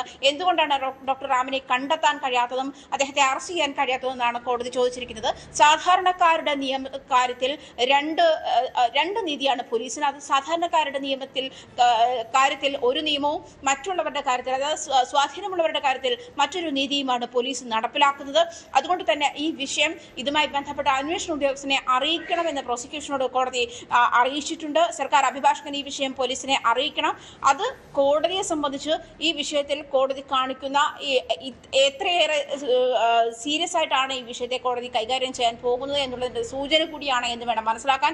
എന്തായാലും മറ്റൊരു വിഷയം പരിഗണിക്കുമ്പോഴാണ്, മറ്റൊരു കേസ് പരിഗണിക്കുമ്പോഴാണ് ജസ്റ്റിസ് A. ബദറുദ്ദീന്റെ ബെഞ്ച് ഈ ഡോക്ടർ റാമിനെ അറസ്റ്റ് ചെയ്യാത്തതിൽ പോലീസിനെതിരെ വലിയ വിമർശനം ഉന്നയിച്ചത്. രഞ്ജിത്ത്, ശരി. നീറ്റ് UG പുനഃപരീക്ഷാ ഫലം പ്രസിദ്ധീകരിച്ചു. 11.21 ലക്ഷം വിദ്യാർത്ഥികൾ യോഗ്യത നേടി. യോഗ്യത നേടിയവരിൽ 58% പെൺകുട്ടികളാണ്. 715 ഉയർന്ന സ്കോർ. പഞ്ചാബിൽ നിന്നുള്ള ആര്യൻ ഗുപ്ത, ഹരിയാനയിൽ നിന്നുള്ള പൻഷുൽ ബൻസാൽ എന്നിവരാണ് ടോപ്പ് സ്കോറർമാർ. 19 വിദ്യാർത്ഥികളിൽ 700-ലധികം മാർക്ക് നേടി. 138 പേർക്ക് 690 മുകളിൽ മാർക്കുണ്ട്. നീറ്റ് NTA.nic.in എന്ന ഔദ്യോഗിക വെബ്സൈറ്റിലൂടെ ഫലമറിയാം. നീറ്റിൽ കേരളത്തിൽ ഫസ്റ്റ് റാങ്ക് നീരജ് ബിക്കാണ്. കൊല്ലം കരുനാഗപ്പള്ളി കൊല്ലക സ്വദേശികളായ ബിജുവിൻ്റെയും രേഖയുടെയും മകനാണ്. മെയ് 3 നീറ്റ് പരീക്ഷ നടന്നതെങ്കിലും ചോദ്യപേപ്പർ ചോർന്ന ആരോപണങ്ങളെ തുടർന്ന് മെയ് 12 പരീക്ഷ റദ്ദാക്കിയിരുന്നു. നീറ്റ് UG പരീക്ഷാ പേപ്പർ ചോർച്ച വിവാദത്തിൽ നടപടി തേടി ഡൽഹി ജന്തർ മന്ദറിൽ സോനം വാങ്ചുക് നടത്തുന്ന അനിശ്ചിതകാല സമരം 20ാം ദിവസത്തിൽ. ആരോഗ്യനില കൂടുതൽ വഷളായതിനെ തുടർന്ന് കഴിഞ്ഞ ദിവസം ഡോക്ടർമാർ അറിയിച്ചു. സമരം തുടങ്ങിയതിന് ശേഷം അദ്ദേഹത്തിന് 9 കിലോയിലധികം ശരീരഭാരം നഷ്ടപ്പെട്ടു. നിലവിൽ ഭാരം 56.9 കിലോ ആയതായും ഡോക്ടർമാർ പറഞ്ഞു. വാങ്ചുക്കിന്റെ ആരോഗ്യനില കൃത്യമായി നിരീക്ഷിക്കാനും ആവശ്യമായ എല്ലാ മെഡിക്കൽ സഹായങ്ങളും നൽകാനും കേന്ദ്ര ഡൽഹി സർക്കാരിനോട് ഡൽഹി ഹൈക്കോടതി നിർദ്ദേശിച്ചു. സംസ്ഥാനത്തെ +1 പരീക്ഷാ ഫലം അല്പസമയത്തിനകം അറിയാം. വൈകിട്ട് 3 മണിക്ക് വിദ്യാഭ്യാസ വകുപ്പിന്റെ വിവിധ വെബ്സൈറ്റുകളിലൂടെയാണ് ഫലം അറിയുക.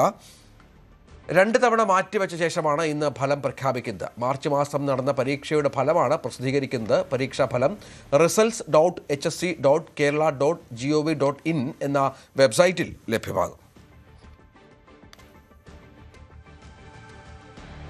വഖഫ് വിഷയത്തിൽ ഒരു മതവിഭാഗത്തിന്റെ കാര്യത്തിൽ മറ്റൊരു മതവിഭാഗത്തിന് അവസരം നൽകുന്നത് ശരിയല്ലെന്ന് league general secretary PM A. സലാം.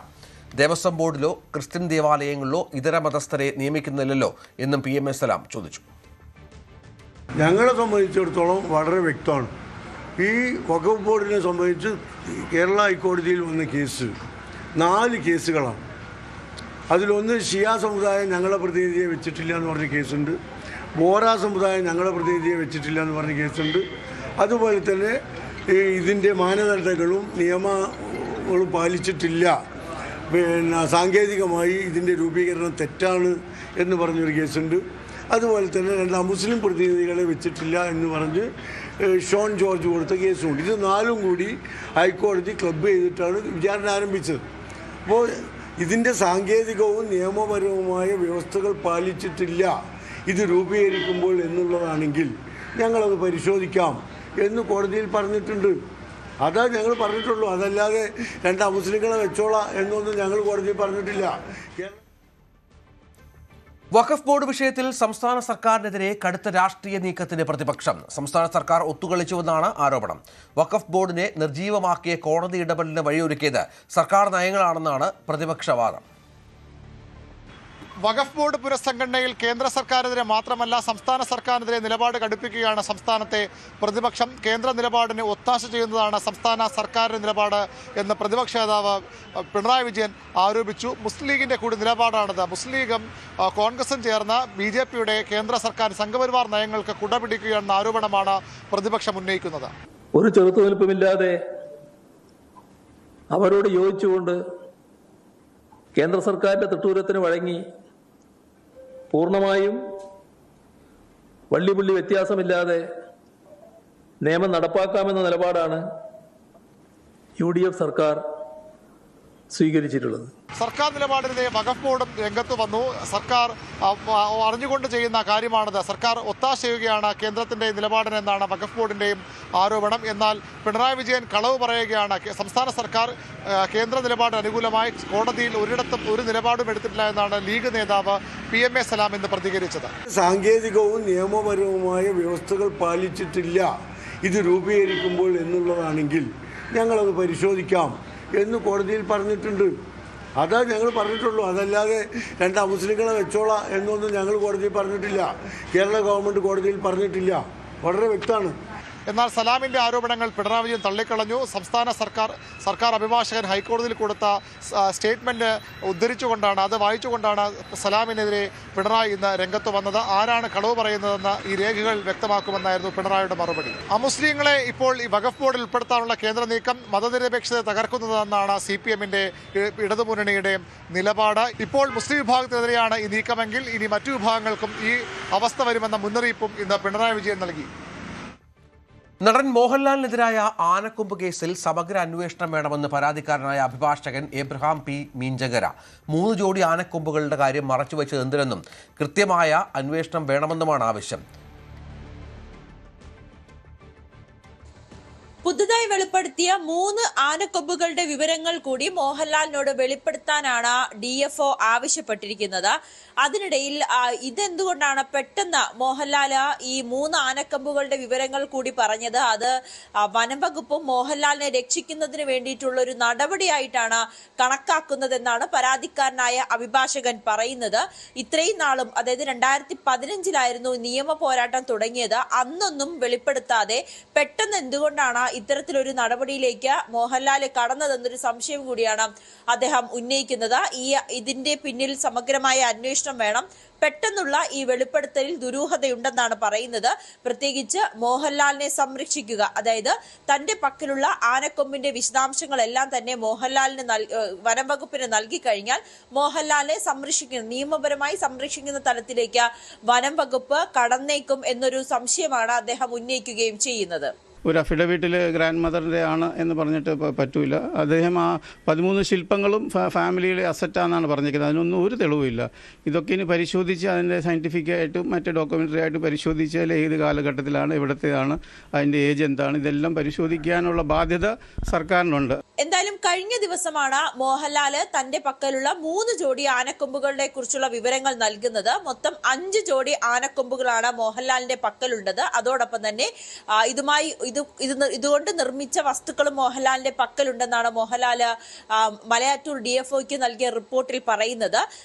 ഇത് പക്ഷേ തന്റെ അമ്മയുടെ അമ്മൂമ്മ തനിക്ക് നൽകിയതാണ് ഈ ആനക്കൊമ്പുകൾ എന്നാണ് മോഹൻലാല് പറയുന്നത്. പക്ഷെ അത് സമ്മാനമായി ലഭിച്ചിട്ടുണ്ടെങ്കിൽ വന നിയമപ്രകാരം അങ്ങനെ സമ്മാനമായി ആനക്കൊമ്പോ വന മൃഗങ്ങളുമായി ബന്ധപ്പെട്ട വസ്തുക്കളോ എന്നും കൈമാറാൻ പാടില്ല എന്നാണ് വനം വകുപ്പിന്റെ നിയമത്തിൽ അനുശാസിക്കുന്നത്.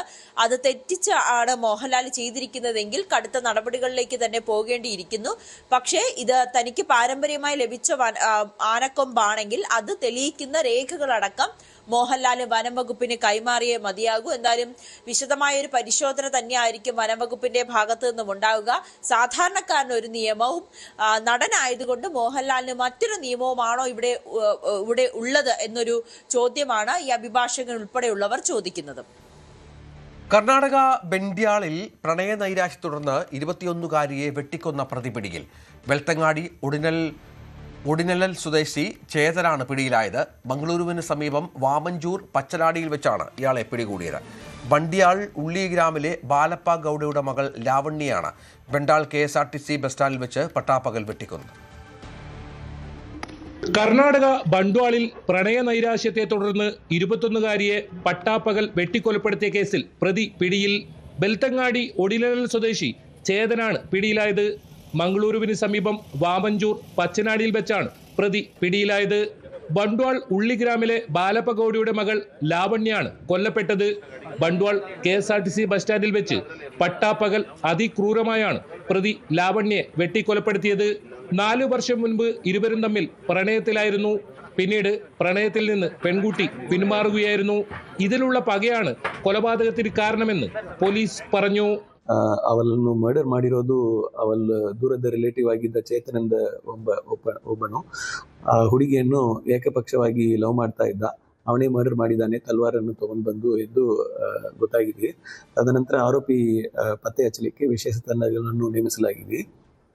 ಇವತ್ತಿನ ಬೆಳಗ್ಗೆ ಆರೋಪಿಯನ್ನು ಮ್ಯಾಂಗ್ಳೂರ್ನಲ್ಲಿ ಅವನನ್ನು ಸೆಕ್ಯೂರ್ ಮಾಡಿಕೊಳ್ಳಲಾಗಿದೆ. ತದನಂತರ ಅವನು വിചാരണ ಮಾಡುವಾಗ ಅವನು ಇಲಿ ಪಾಶನ ತಗೊಂಡಿದ್ದಾಗ ಹೇಳಿರ್ತಾನೆ. കൊലപാതകം നടത്തിയതിനു ശേഷം പെൺകുട്ടിയുടെ പിതാവിനെ ഫോണിൽ വിളിച്ച് പ്രതി തന്നെയാണ് കൊലപാതക വിവരം അറിയിച്ചത്. താൻ ആത്മഹത്യ ചെയ്യുകയാണെന്നും ഇയാൾ പറഞ്ഞിരുന്നു. ഇതിനിടയിൽ നാടകീയമായാണ് പ്രതിയെ പോലീസ് പിടികൂടിയത്. വ്യാഴാഴ്ച വൈകിട്ട് ബണ്ട്വാൾ KSRTC ബസ് സ്റ്റാൻഡിൽ വെച്ചായിരുന്നു കൊലപാതകം. കല്ലടുക്കയിലെ ഒരു സ്വകാര്യ നഴ്സിംഗ് ഹോമിലെ ജീവനക്കാരിയാണ് കാക്കേപ്പതിവിനടുത്തുള്ള കൊടങ്കയിൽ താമസിക്കുന്ന ലാവണ്യ. കൊലപാതകത്തിന്റെ നടുക്കുന്ന ദൃശ്യങ്ങൾ ഒരു യാത്രക്കാരനാണ് പകർത്തിയത്. ലാവണ്യെ കൊലപ്പെടുത്തിയ ശേഷം പ്രതി ചേതൻ ഓടി രക്ഷപ്പെടുന്നതും ദൃശ്യങ്ങളിൽ കാണാം. വീട്ടിലേക്ക് പോകുവാനായി ബസ് സ്റ്റാൻഡിലെത്തിയതായിരുന്നു ലാവണ്യ. കോടതിയിൽ ഹാജരാക്കിയ പ്രതിയെ റിമാൻഡ് ചെയ്തു. ന്യൂസ് 18 മംഗളൂരു. തിരുവനന്തപുരം കിളിമാനൂരിൽ മകളെ വിവാഹം കഴിച്ചു നൽകാത്തതിന്റെ വൈരാഗ്യത്തിൽ കൊട്ടേഷൻ സംഘം പിതാവിനെ തട്ടിക്കൊണ്ടുപോയി ക്രൂരമായി മർദ്ദിച്ചതായി പരാതി. വടശ്ശേരിക്കോണം സ്വദേശിയായ അനിൽകുമാറിനാണ് മർദ്ദനമേറ്റത്. ചങ്ങല ഉപയോഗിച്ച് ബന്ധിച്ച ശേഷമായിരുന്നു മർദ്ദനം. മകനും മർദ്ദനമേറ്റു. ദൃശ്യങ്ങൾ പുറത്തുവന്നു.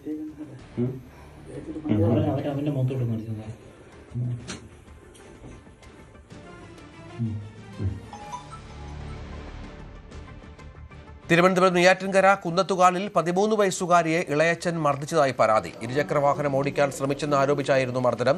റോഡിൽ ആളുകൾ നോക്കി നിൽക്കെയാണ് മർദ്ദിച്ചുവെന്നാണ് ആരോപണം. കൈക്കും കാലിലും ഗുരുതരമായി പരിക്കേറ്റ കുട്ടി നെയ്യാറ്റിൻകര ജനറൽ ആശുപത്രിയിൽ ചികിത്സ തേടി. കുട്ടിയുടെയും രക്ഷിതാക്കളുടെയും പരാതിയിൽ വെള്ളറട പോലീസ് അന്വേഷണം ആരംഭിച്ചു. സംഭവത്തിൽ ചൈൽഡ് ലൈനിലും കുടുംബം പരാതി നൽകി. ഞാനും ചേച്ചിമാരൊക്കെ ആയിട്ട് അവധി ദിവസങ്ങളിൽ വണ്ടി ഓടിച്ച് പഠിക്കാറുണ്ടായിരുന്നു. നമ്മളെ വീടിൻ്റെ മുമ്പിലും കേട്ട് വണ്ടി ഓടിച്ച് പഠിക്കാറുണ്ടായിരുന്നു. കൊച്ചിന് അത് നേരത്തെ അറിയാമെന്നുള്ളതാണ്. കൊച്ചിന് അറിയാം വണ്ടി ഓടിക്കും എന്നുള്ളത്. നമ്മളങ്ങനെ ഓടിച്ചുകൊണ്ട് നിന്നപ്പോഴത്തേക്ക് ഞാൻ വണ്ടി ഓഫ് പോലും ചെയ്തിട്ടില്ലായിരുന്നു, സ്റ്റാൻഡ് ഇട്ടിട്ടില്ലായിരുന്നു. ഓടി വന്ന് കയ്യിലും കാലിലുമായിട്ട് കമ്പെടുത്ത് അടിക്കുകയാണ് ഉണ്ടായത്. വേദന സഹിക്കാൻ വേദന ഞാൻ വീട്ടിലോട്ട് പോയി. അമ്മ വീട്ടിലില്ലായിരുന്നു. അമ്മ വന്നതിന് ശേഷം തുടർന്ന് ഹോസ്പിറ്റലിൽ പോയി വേദന സഹിക്കാൻ ഹോസ്പിറ്റലിൽ പോയി കാണിച്ചു. ഇപ്പോഴും മാനസികമായിട്ടും ശാരീരികമായിട്ടും എനിക്ക് ആ കാര്യത്തിൽ നല്ല വിഷമമുണ്ട്. ഞായറാഴ്ച ഉച്ചയ്ക്ക് ശേഷം എൻ്റെ മകളെ വാഹനം എടുത്ത് 2 വീലർ എടുത്ത് ഉപയോഗിച്ചു എന്നുള്ള കാരണം പറഞ്ഞ് എൻ്റെ ഹസ്ബൻഡ് അനിയെ മർദ്ദിക്കുകയുണ്ടായി. വടിയെടുത്ത് റോഡിലിട്ട് അടിക്കുകയാണ് ഉണ്ടായത്. അപ്പോൾ ആ സമയത്ത് ഞാൻ വീട്ടിലില്ലായിരുന്നു. അവളുടെ അച്ഛൻ കണ്ടിട്ട് തടഞ്ഞിട്ടില്ല. അപ്പോൾ അതിനെ തുടർന്നുണ്ടായ മാനസിക വിഷമവും ബുദ്ധിമുട്ടും കാരണം ഞങ്ങൾ നിയമപരമായിട്ട് കേസ് കൊടുത്തിട്ടുണ്ട്. ഈ വണ്ടി എടുത്തത് ഒരു കുറ്റകരമായ കാര്യമാണെങ്കിലും അതിന് വീട്ടിൽ വന്ന് സംസാരിക്കുകയോ അല്ലെങ്കിൽ കുട്ടിയെ വാൺ ചെയ്യുകയോ അല്ലെങ്കിൽ അതിനെ വീട്ടിൽ കൊണ്ടുവന്ന് തീർക്കേണ്ട വിഷയത്തിന് റോഡിലിട്ട് മർദ്ദിക്കുകയാണ് ഉണ്ടായത്. അപ്പോൾ അതിനെ തുടർന്ന് ഞങ്ങൾക്ക് മാനസികമായിട്ട് നല്ല ബുദ്ധിമുട്ട് നേരിട്ടു. മലപ്പുറത്ത് വിദ്യാർത്ഥികളുടെ കൂട്ടത്തല്ല്. ചെറിയമുണ്ടം ഹയർ സെക്കൻഡറി സ്കൂളിന് സമീപമാണ് സംഭവം. +2 കഴിഞ്ഞ വിദ്യാർത്ഥികൾ മാർക്ക് ലിസ്റ്റ് വാങ്ങാൻ വന്നപ്പോഴാണ് സംഘർഷമുണ്ടായത്. 2 കുട്ടികൾക്ക് പരിക്കേറ്റു. ബഹുമാനമുള്ള കുട്ടികളെ, എന്താണ് ഈ ചെക്കന്മാർ? എന്താ എന്തിന് വരാണ് ചെക്കന്മാരെ? എങ്ങോട്ടാണ് നിങ്ങളൊക്കെ? ഇത് അന്തണ്ടാ ചെക്കന്മാരൊക്കെ. ആ ചെക്കനൊക്കെ ഒന്നില്ല കടീലങ്ങൾ. ഇതൊക്കെയാണ് ഈ ചെക്കന്മാരൊക്കെ. അതാ ചോറാ ചെക്കന്റെ കഥ. ഒരെണ്ണം എല്ലാം വീഡിയോ ഉണ്ട്, ഇവിടെ വീഡിയോ ഉണ്ട്. അത് തച്ചുവാരി പോയവരൊക്കെ അവിടെ എടുക്കുന്നുണ്ട്. ഒക്കെ ശരിയാക്കി തരാം.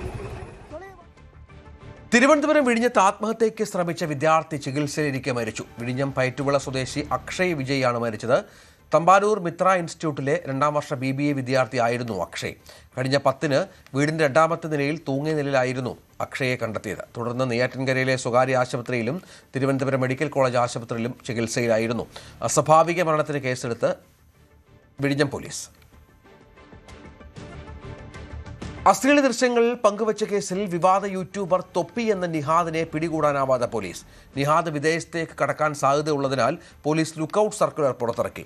നിഹാദിന്റെ മുൻകൂർ ജാമ്യാപേക്ഷയെ എതിർത്ത് പോലീസ് കോടതിയെ സമീപിച്ചതിന് പിന്നാലെയാണ് നീക്കം. അതേസമയം തൊപ്പി മരിച്ചുവെന്ന തരത്തിൽ സമൂഹമാധ്യമങ്ങളിൽ വ്യാജ വാർത്തയും പ്രചരിക്കുന്നുണ്ട്. തൊപ്പി എന്ന മുഹമ്മദ് നെഹാദിനു വേണ്ടിയുള്ള തെരച്ചിൽ പോലീസ് തുടരുകയാണ്. കഴിഞ്ഞ ദിവസമാണ് ഇയാൾക്ക് വേണ്ടി ലുക്കൌട്ട് സർക്കുലർ പോലീസ് പുറത്തിറക്കിയത്.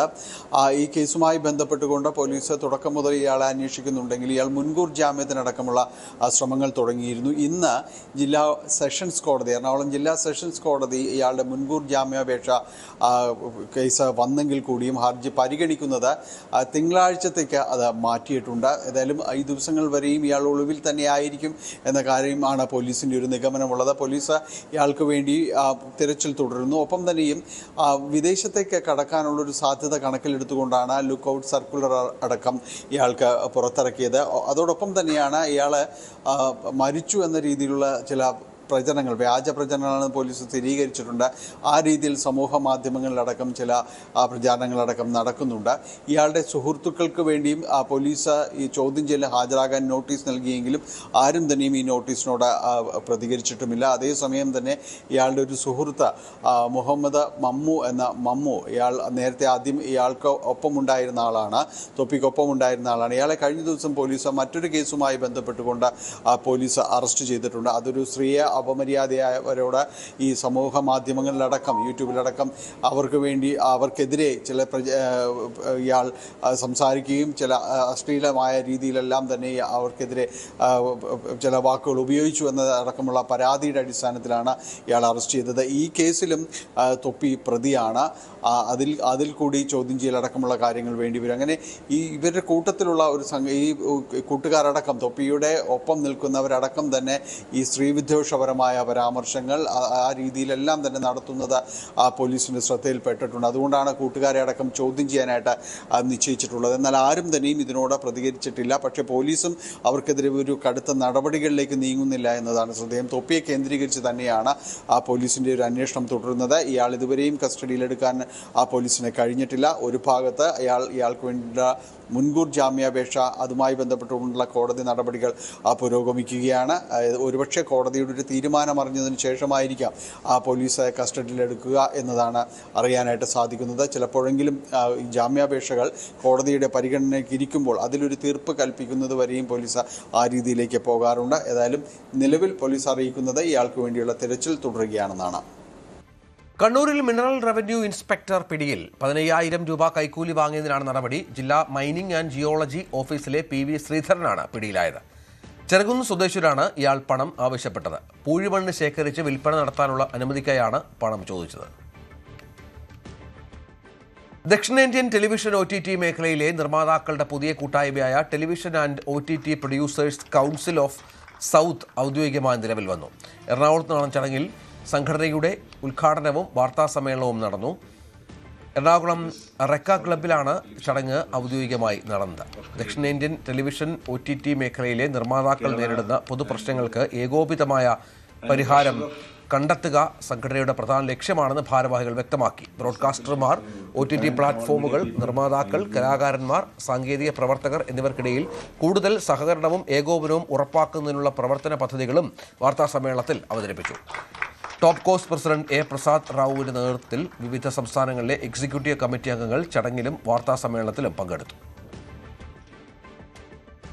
Ananthu entertainments, theatre of dreams എന്നീ ശ്രദ്ധേയ പ്രൊഡക്ഷൻ കമ്പനികൾ സംയുക്തമായി ഒരുക്കുന്ന പുതിയ ചിത്രത്തിന് ടൈറ്റിൽ പോസ്റ്റർ പുറത്തുവിട്ടു. 40 Days ഓഫ് ഹൗസ് പാർട്ടി എന്ന് പേരിട്ടിരിക്കുന്ന ചിത്രത്തിൽ കുഞ്ചാക്കോ ബോബനും ഒട്ടേറെ പുതുമുഖങ്ങളും അണിനിരക്കും.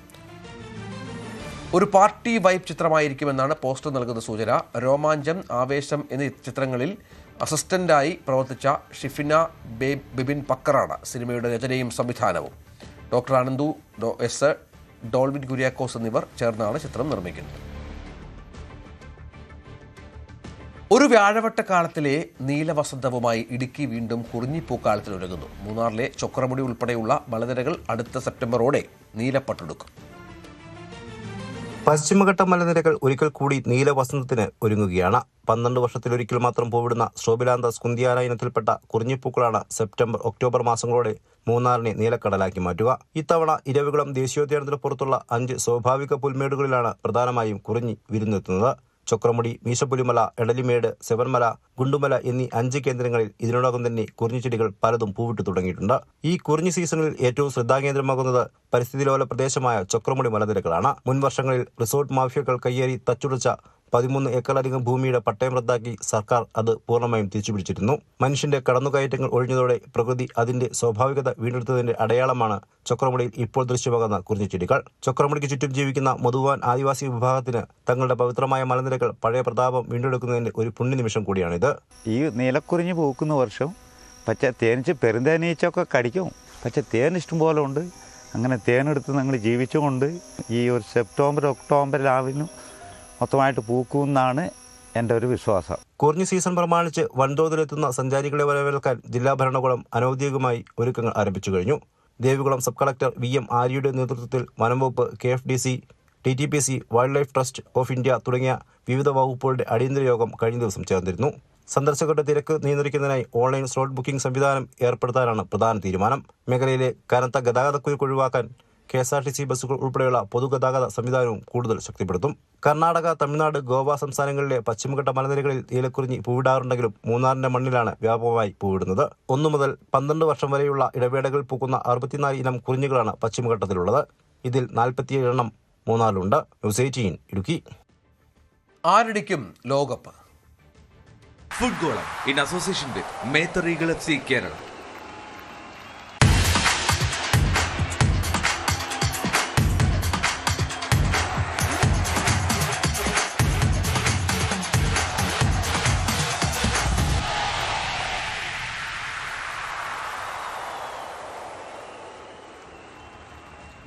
ലാറ്റിൻ അമേരിക്ക യൂറോ പോരിനാണ് ഫുട്ബോൾ ലോകകപ്പിന്റെ ഫൈനൽ വേദിയാകാൻ പോകുന്നത്. 74 വർഷങ്ങളുടെ പോരാട്ട ചരിത്രത്തിൽ ഒപ്പത്തിനൊപ്പമാണ് ഇരു ടീമും. 14 മത്സരങ്ങൾ ഏറ്റുമുട്ടിയതിൽ 6 മത്സരങ്ങൾ വീതം ജയിച്ചിട്ടുണ്ട് അർജന്റീനയും സ്പെയിനും.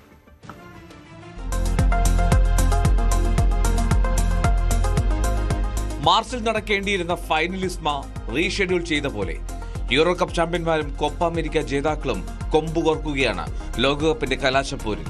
2 ഫുട്ബോൾ കരുത്തുകളുടെ പ്രതിനിധികളെങ്കിലും പരസ്പരം നന്നായി അറിയുന്ന 2 ടീമുകളാണ്. അർജന്റീനയുടെ ഇതിഹാസ നായകൻ ജീവിതത്തിലെ പ്രധാന കാലഘട്ടം ചെലവിട്ടതും സ്പെയിനിൽ തന്നെ.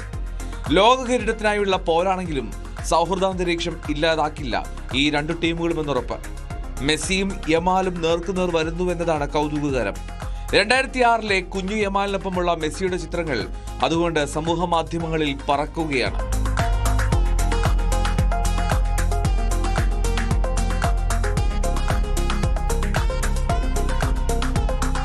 ആകെ 14 തവണയാണ് അർജന്റീനയും സ്പെയിനും ഏറ്റുമുട്ടിയത്. 2 ടീമിനും 6 ജയം വീതം സ്വന്തം. 2 മത്സരങ്ങൾ സമനിലയിൽ. ലോകകപ്പിൽ 1 തവണയാണ് അർജന്റീനയും സ്പെയിനും മുഖാമുഖമെത്തിയത്. 1966 ഗ്രൂപ്പ് ഘട്ടത്തിൽ അർജന്റീന 2-1 ജയിച്ചു. 2018 ഈ 2 ടീമുകളും അവസാനമായി രാജ്യാന്തര വേദിയിൽ കണ്ടത്. മെസ്സി ഇല്ലാതെ ഇറങ്ങിയ അർജന്റീനയെ 6-1 ആ സൗഹൃദ പോരിൽ സ്പെയിൻ തകർത്തത്. 2 ലോക കിരീടങ്ങൾ നേടുന്ന ഏക ക്യാപ്റ്റനാകാൻ മെസ്സി പരിശ്രമിക്കുമ്പോൾ പ്രതിരോധ കരുത്തും മിഡ്ഫീൽഡിലെ ക്രിയാത്മകതയും ചേർത്തുവെച്ചാണ് സ്പെയിൻ ആധിപത്യത്തിന് ശ്രമിക്കുന്നത്.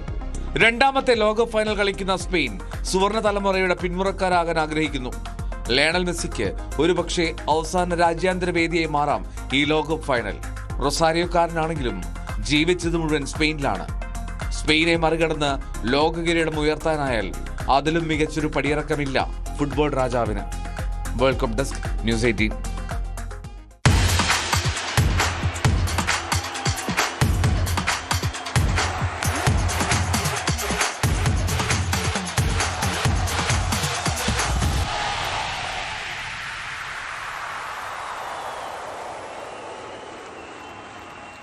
ഫുട്ബോളം in association with Methar eagle FC Kerala. പ്രധാനപ്പെട്ട ഒരു വാർത്തയിലേക്ക്. കോൺഗ്രസിലെ മാധ്യമ വക്താക്കളെ നീക്കണമെന്ന് VD സതീശൻ പക്ഷം. ജിൻഡോ ജോണിനെയും VR അനൂപിനെയും വക്താക്കൾ സ്ഥാനത്ത് നീക്കണമെന്നാവശ്യപ്പെട്ട് KPCC കത്ത് നൽകി. ഇരുവരും ചാനൽ ചർച്ചകളിലും സമൂഹ മാധ്യമങ്ങളിലും സതീശനെ വിമർശിച്ചതിന് പിന്നാലെയാണ് കത്ത് നൽകിയത്. KPCC സെക്രട്ടറി രാജു P നായരാണ് കത്ത് കൈമാറിയത്. ആജ്ഞ ചേരുന്നു. ആജ്ഞ കോൺഗ്രസിലെ ഗ്രൂപ്പിസത്തിന്റെ പുതിയ തലം എന്താണ് മനസ്സിലാക്കേണ്ടത്?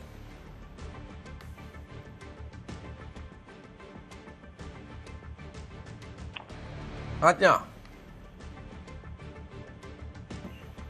കേൾക്കാമോ?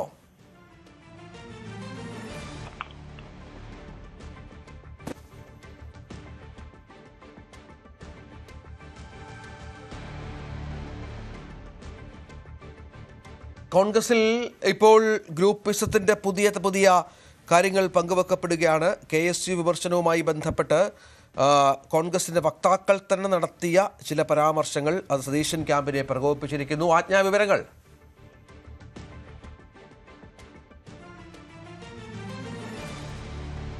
കൊച്ചിയിൽ സെൻസസ് ഡ്യൂട്ടിക്കെത്തിയ ഉദ്യോഗസ്ഥയോട് മോശമായി പെരുമാറിയതിന് 55-കാരന് അറസ്റ്റിൽ. മുളന്തുരുത്തിയിലാണ് സംഭവം. മോശമായി പെരുമാറിയെന്നും അസഭ്യം പറഞ്ഞുവെന്നും പരാതിയിലുണ്ട്. ആജ്ഞാ രവീന്ദ്രനുണ്ട്. ആജ്ഞാവിവരങ്ങൾ.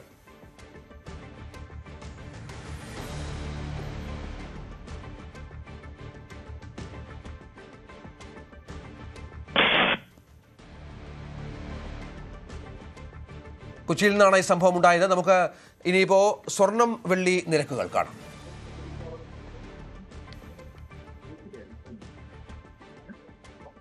സ്വർണം വെള്ളി നിരക്കുകൾ നിങ്ങൾക്കായി സമർപ്പിക്കുന്നത് Kavitha golden diamonds, the versatile jewellery.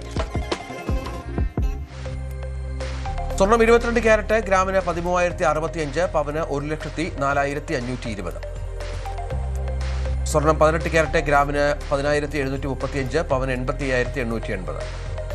വെള്ളി ഗ്രാമിന് 230, കിലോയ്ക്ക് 2,30,000. കവിത ഗോൾഡൻ ഡയമണ്ട്സ് ഇന്നത്തെ സ്വർണം വെള്ളി നിരക്കുകൾ നിങ്ങൾക്കായി സമർപ്പിച്ചത് Kavitha golden diamonds, the versatile jewellery. പകൽ വാർത്ത പൂർണ്ണമാകുന്നു. നമസ്കാരം.